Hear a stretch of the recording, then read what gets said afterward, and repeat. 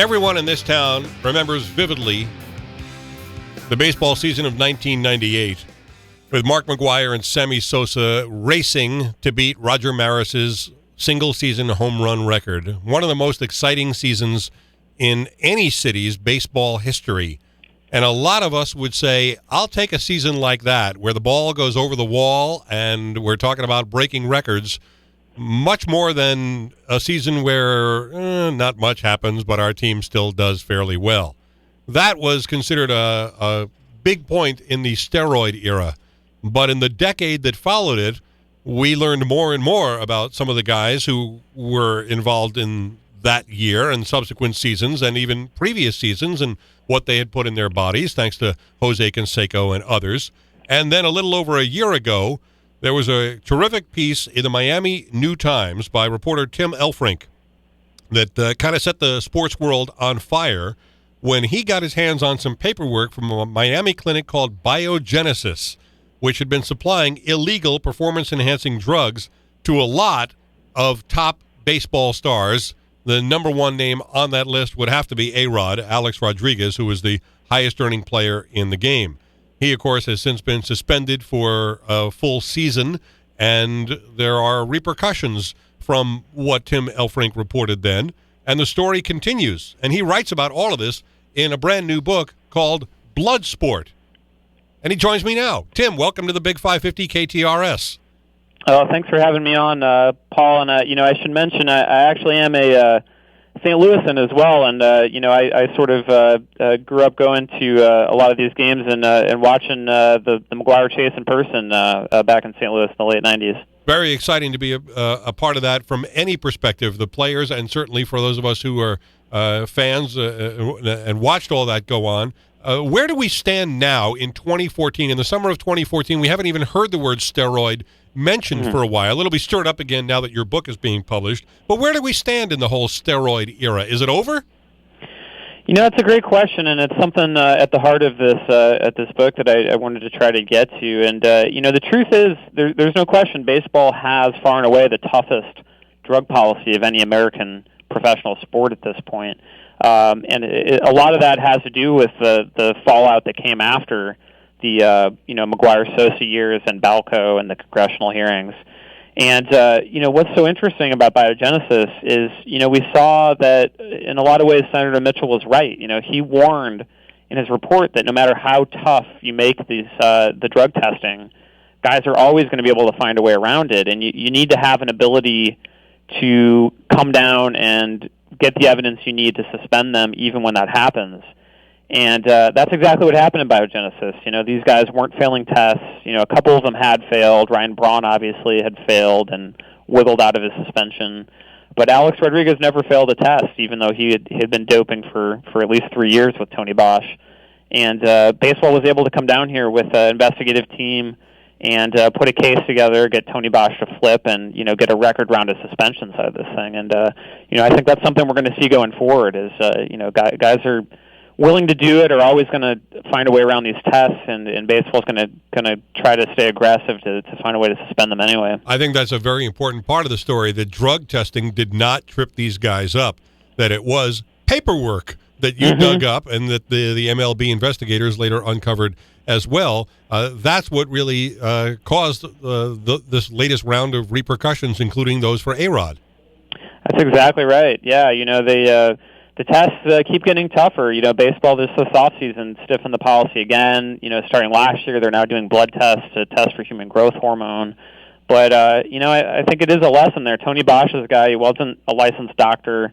He was operating this clinic and getting these drugs illegally, but he still was able to put a sophisticated regimen together and basically completely beat the testing that was out there. Do you know the only reason we know about this is he was such a terrible businessman that he stiffed an investor out of $4,000, and he took the records from the clinic and shared them with me to start this whole scandal. Well, that is the great part of this story, and I wanted to ask you about that right there, because if Tony Bosch had done a better job keeping his paperwork in the cabinet and paying off the people he owed money to, I don't mean paying off in an illegal way. This was a guy who gave him an invoice for like $4,700 or something like that, and Bosch stiffed him, as you said, and so the guy said, all right, well, I'm going to take your paperwork, and that's the paperwork paperwork he gave you, which started the whole thing rolling. It is amazing. And, one of the most amazing parts of this book, I think, we were able to get the transcripts, some of the transcripts from the confidential hearings that were held this past fall when Alex Rodriguez challenged his suspension. Yeah.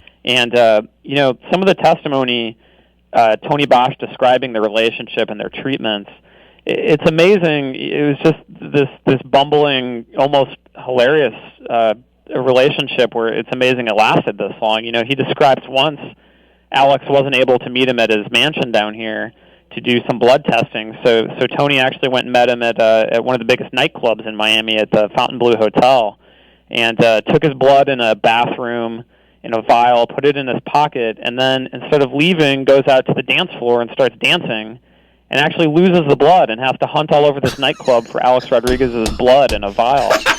And was it lost and found? Yeah, and this is the guy that he was trusting to keep him off the radar and safe, and he did keep him safe from drug testing. Unfortunately, he was such an unstable character that his business blew up and he lost all of his records. And what happened to Bosch, by the way? Where is he today? Nobody knows for sure. He's been laying low. There's reportedly still a ongoing DEA investigation. He admitted under oath in these arbitration hearings to selling all these drugs, which he didn't have any license to do. A lot of people think there's still an indictment that's going to come his way, but we kind of just have to wait and see what happens with this investigation. Yeah, I remember seeing him on 60 Minutes trying to tell, quote, his side of the story, unquote, and I just kept thinking to myself, wow, these guys trusted a weasel. Yeah, well, and it's interesting because that's sort of the defense that Alex Rodriguez mounted in these hearings, was to say, look, this guy was selling drugs to high schoolers, he wasn't licensed, he's unstable, he's had substance abuse problems, how can we trust this guy? And baseball makes what I think is a very fair point that, anyone who's willing to take the risks to do this kind of black market operation is never going to be a Boy Scout, and it's like any drug snitch that slips in a case. You sort of have to just take the facts as they are and try to corroborate them. And at least when it came to his PED sales, it all turned out to be completely true. Alex Rodriguez not playing baseball this year because of his 162-game suspension, but is eligible to come back next year. And the Yankees are still on the hook for some of the money that they owe him, right? Absolutely. He's still owed, off the top of my head, I can't remember exactly, but I want to say it's around $60 million from the Yankees. And, I do think he'll be back. There's too much money on the table, and, they don't have too much wiggle room on that unless they can find somebody who wants to take Alex off their hands for those last couple of years. So I think, we've got a season-long break from A-Rod here, but I think we'll see him back in pinstripes next year. That's amazing. I don't think they're going to find anybody else because it's not like he's in the prime of his career and worth $60 million anymore. That's exactly right. And, the other amazing piece of information we got from these transcripts was the fact that back in 2007, he was able to get a medical exemption from baseball to use testosterone for that full season, the last season that he won a MVP award. He applied and received a medical exemption to use this. It's basically the mother of all anabolic steroids, as one baseball official called it.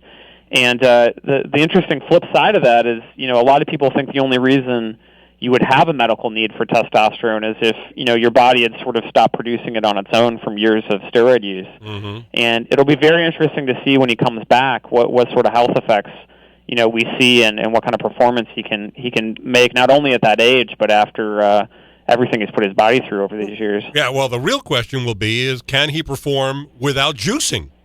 It's exactly right. It's clear that he was able to convince at least one doctor that he had a medical need for this stuff to even be able to perform. And, it sheds a lot of light on why he was willing to take the risks to hook up with a guy like Tony Bosch when baseball stopped giving him permission after 2008. What about the 14 other players who were suspended after the revelations that tumbled out of what you started reporting? What's happened to them?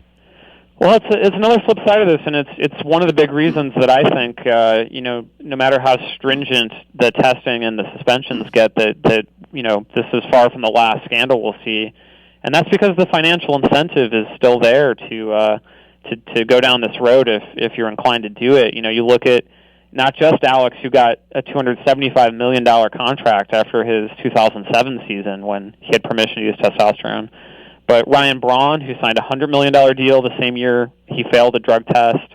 You look at the Cardinals giving this huge contract to Johnny Peralta after serving his Biogenesis suspension. You look at the great year Nelson Cruz is having right now. He's going to be in line for a lot of money. And, until those financial incentives change, I don't know that we'll see the pressure to try this kind of stuff to change. Does Major League Baseball think it's over? I don't think they do. I think they realize this is going to be a long and ongoing process. They stiffened their testing in the off season as a result of Biogenesis. They made the suspensions longer. They prohibited guys like Peralta from coming back to play in the postseason if they get suspended during the year. And I think they know that just like Biogenesis, they're going to have to respond really aggressively the next time this kind of a scandal erupts. I do think everything that happened this last year does have to serve as a disincentive for guys to be willing to stick their neck out, though. I started this conversation by referring back to that famous 1998 season with McGuire and Sosa and how great that season was for fans. And it's been my observation that most fans really don't care about the steroid use. They're not really that bothered by it. If it leaks down to high school kids or even younger, that's upsetting to them. But they want to see the ball go over the wall. What do you think the public perception is of the steroid era? I think there is something to that. It's something I certainly wrestled with, looking back at those years, because I do have such great memories myself of watching, McGuire and the home run chase and everything. But I do sort of go back to the fact, and I think it's one reason that baseball, unlike other professional sports, has had such a blowback against PEDs. Baseball is a sport where fans really care about history, especially in a place like St. Louis, and really care about statistics. And it's sort of the link between all these eras that, the teams that your dad and your grandpa grew up watching in St. Louis versus your team, and being able to draw these links. And, when you look at the 90s, these drugs did fundamentally change the way the game was played. You had 30-plus guys all hitting more than 40 home runs in a season. You had second basemen, routinely bashing more than 30. It just completely changed the game on a basic level in a way that I think was hard to swallow, even if some of those individual moments were great. So I don't, I think it is a complicated question. I think people get sick of the scandals. I think they get tired of guys like Alex trying to bend the system. But, I do think a majority of baseball fans are glad that the sport has come down as hard as it has on a case like Biogenesis.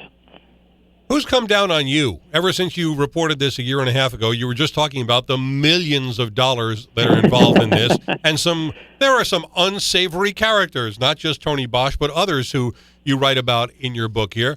Have there been repercussions for you?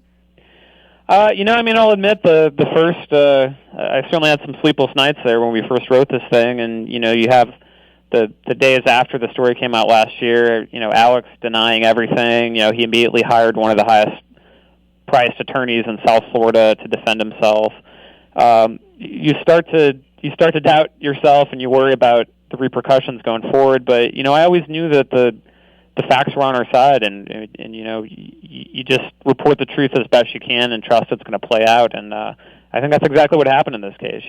By July, baseball had confirmed that everything we reported was totally correct, and all these guys were suspended in the end.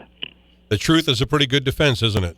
That's right. It's the ultimate defense, and it was heartening to see that. In a way, justice did come around in this particular case. The book is called Bloodsport, Alex Rodriguez, Biogenesis, and the Quest to End Baseball's Steroid Era, written by Tim Elfrink, who's managing editor of Miami New Times, and Newsday reporter Gus Garcia Roberts. Congratulations on your work. I look forward to seeing how this progresses and what else you come up with as the story does move forward. Thanks, Paul. I appreciate you having me on. Thank you. Tim Elfrink here on McGraw Live in the Morning with Paul Harris on the Big 550.